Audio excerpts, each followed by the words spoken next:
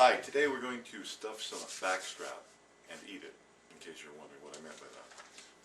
This is thawing out nicely. It's a little bit still frozen, so we're going to cheat a little bit, put it in a little hot water.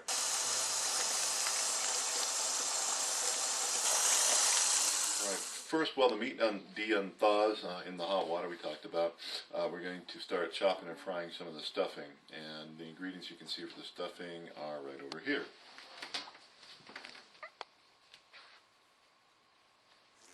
Oil for frying the stuff in, mushrooms, portobello are good, a few carrots, you can get big ones, little ones, pre-shredded ones, carrots, an onion, you might need all or half, or depending on how much you're making, of course, or how much you like onions, but they cook down and they're really tasty.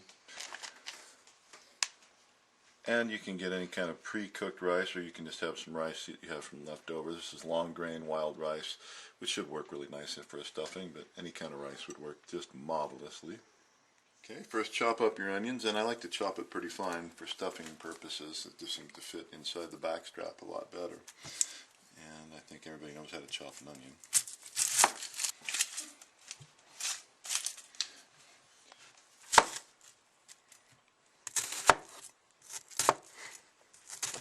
Very obvious you don't know how to cut an onion.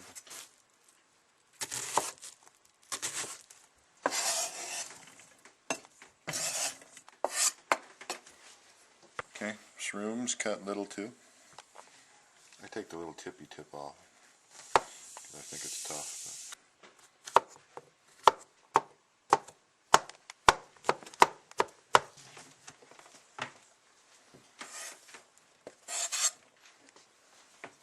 Same with the carrots, which I always cut extra tediously thin so that they'll cook and be soft, because I don't want a crunchy mess too much.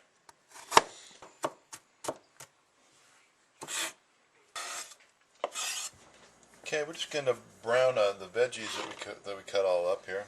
We're just going to dump them in here, get them nice and hot, and get them all brown. Get the onions nice and soft and juicy, because this is a stuffing, and we'll put it in. It'll be all wonderful. So take a little bit of olive oil. Is far and away the most awesome if you have olive oil, but unfortunately we don't have any. So just a little bit. That's probably just a little bit more.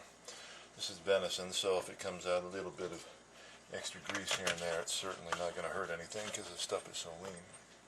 All right, so we get that in there. We're going to get it nice and hot and throw in the vegetables. Okay, our oil's hot. I'm going to throw that stuff in there. Hope we don't get too messed up here. Looks like it's kind of sizzling down there.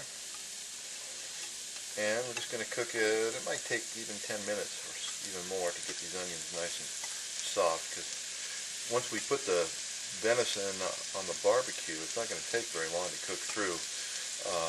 You want to cook venison really hot, really fast, and keep things fairly rare on the inside. Overcooked venison takes on a very leathery, ducky texture, which is not as good as if you don't have a leathery, ducky texture. I'm going to add a little bit of, where did that stuff go? A little basil out of my very own garden. I'll take some. That might end up being, I don't know, as much as a tablespoon. And I like the stuff that comes out of my own garden, because I know, just like the deer, I know where it's been, what it's been doing. Crumble it up. Other whatever you like. Sage is always good. Garlic, always good. That kind of stuff. And of course salt and pepper. I don't ever overdo it with the salt, because you can always put salt in later. Can't take it out. I have some pepper that I ground with some of the actual peppercorn, which always tastes a little bit fresher. Texture's a little neater too, but grind that stuff up, chop it in chunk, and dump it in there.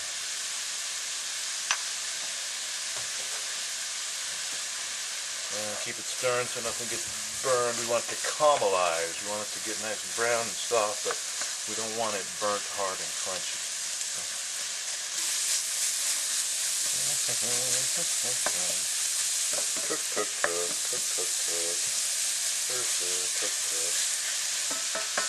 Oh, it smells amazing. I like it when they say it on cooking shows. Drives me nuts. Now the stuff looks all nice and toasted and nice gooey brown beautimous color. We'll add the rice the last bit since it's pre-cooked. Or if it's leftovers, that would obviously be pre-cooked too. So let's throw it right in here with our stuffing mixture as well. Num num. And stir it on in there and just get it heated through. Okay, you can hear that bubbling hot now. It's warmed through. Everything is just cooked to perfection for that stuffing.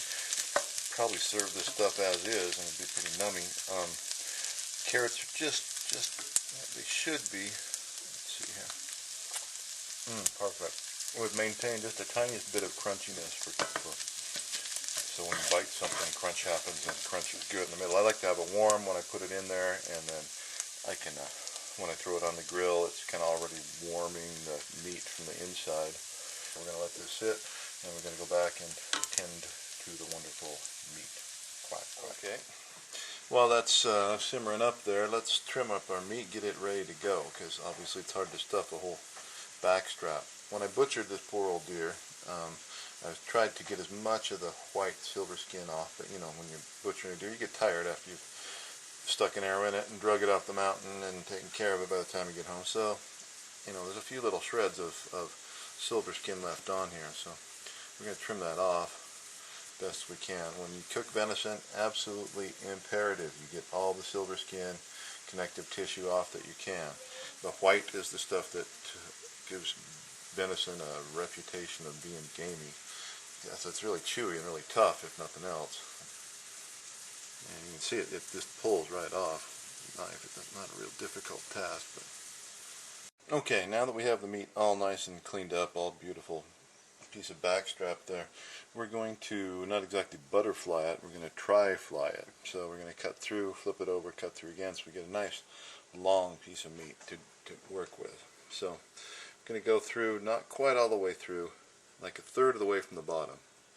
And real important to have a sharp knife to do this, or it just does not work out so good. So we're going to cut almost all the way through, not quite. About a third of the way from the bottom. Just like that. All the way down. And poof.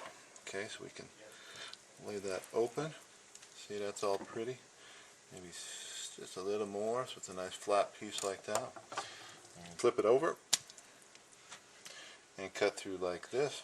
Do it that way to avoid cutting oneself as best as one can. Again, almost all the way through, but not quite. To the other side. And we're cutting, and we're cutting, and cutting more. Trying to get it just perfect. It's not really all that hard. The goal is just to have a big old flat piece of backstrap unfolded for us when we're done. Kind of like that. Yeah, that worked out nice. Very nice indeed. So we got a nice flat piece here, right?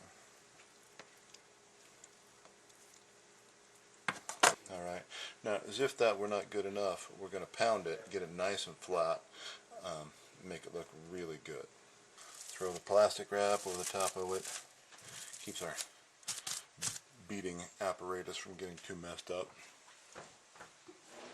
Here's a nice beating apparatus, and splatter it out nice and flat.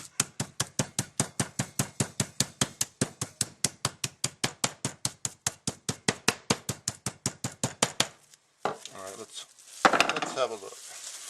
There. That looks pretty good. We can stuff that pretty good. And we're just going to anoint it with a little bit of salt. There's salt in the stuffing, but you put a little bit more right on the meat. Never hurts, you don't overdo it.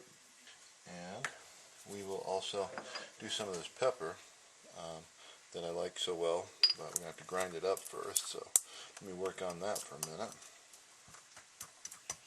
Grind, grind, grind, grind. And that looks pretty good, don't you think?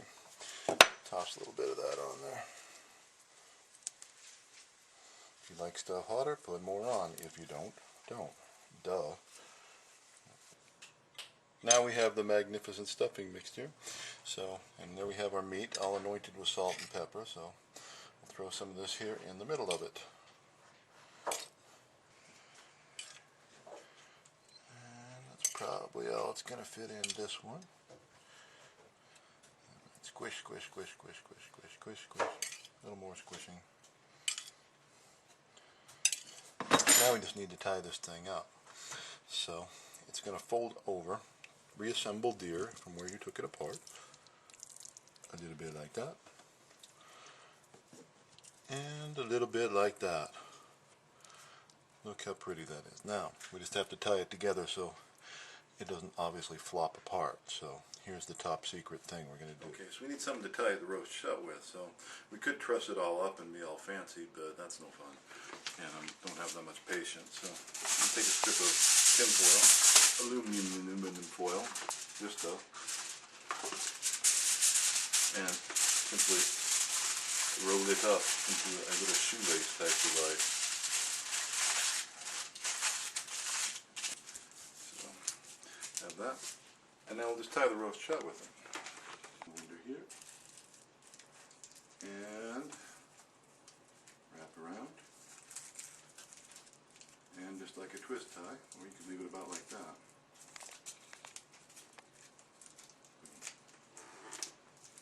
Alright, let's get the other one on this other side.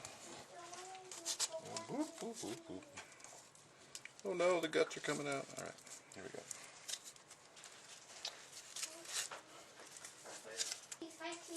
And there we go. And we have two nice little handles to boop, boop, lift up and put on the grill. Up, over, down. Okay, we're out here at the barbecue. We can see my daughter just accused me of putting propellers on my venison. Okay, we're going to throw it on the grill here real quick.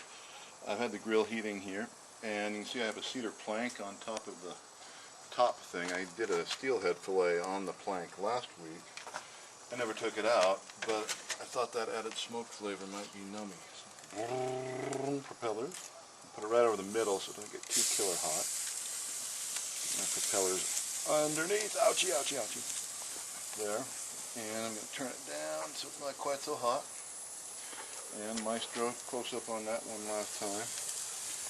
And dun dun dun dun dun dun dun dun, closing the top. Okay. Look, it's cold. We'll be back in a minute. Okay, we're making a little sauce to put on top. We here have in butter sauteing some onion and mushroom that we had left over from the stuffing. A little butter in there, and the pan is obviously hot. I'm going to throw in a little secret delicious juice in there. Not too much. To deglaze the pan with. Get all the yummies off the bottom of the pan.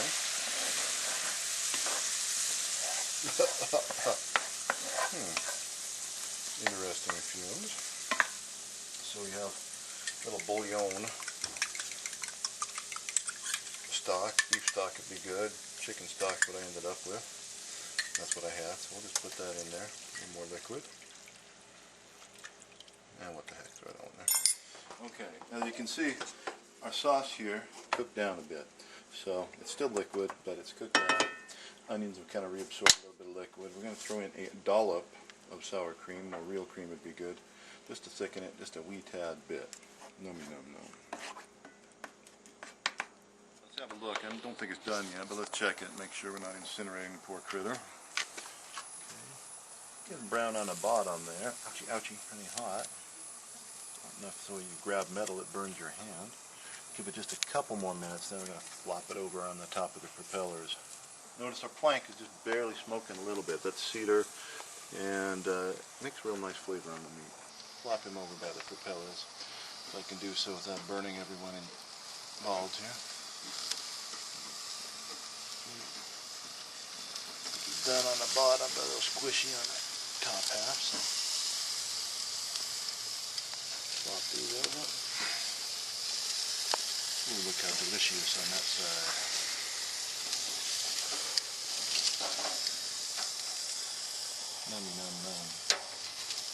We'll come get him in a minute. I think Bambi is pretty much griddled here, so let's get him on the plate. Yummy, yum. Look on this side. Looks good to me. Don't think I'll grab him by the helicopter this time. Okay, we've taken the propellers off. Now we're going to carve this and get it ready to serve. It's rested for a few minutes. See if it's done. Looking pretty good so far. Kind of like little mini medallions here. What do you? Cut them into little steakies here.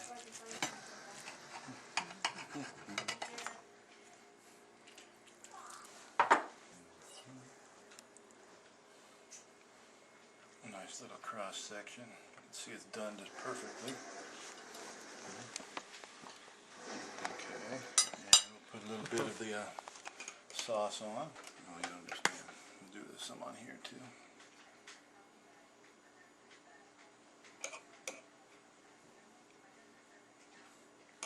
Okay. Try the test to see if it's any good or not.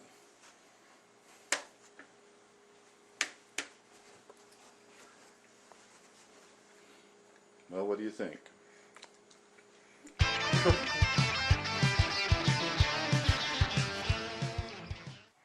Well, there you have it. Stuffed venison roll.